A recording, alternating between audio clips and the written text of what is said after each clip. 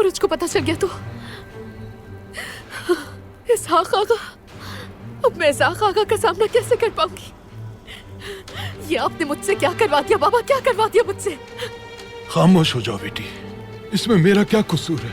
बस कर दो। बाबा दुरुस्त कह रहे हैं, खुद को अजियत नहीं दो इस तरह।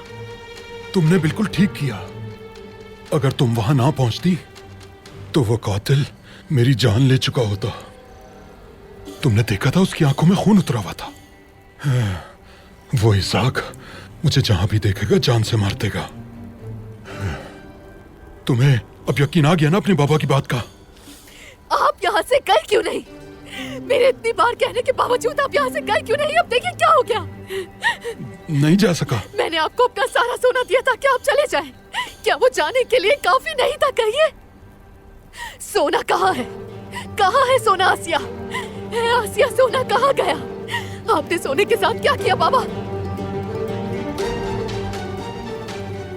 बेटी बात सुनो, बैठ जाओ, मैं बताता हूँ। जुआ खेला,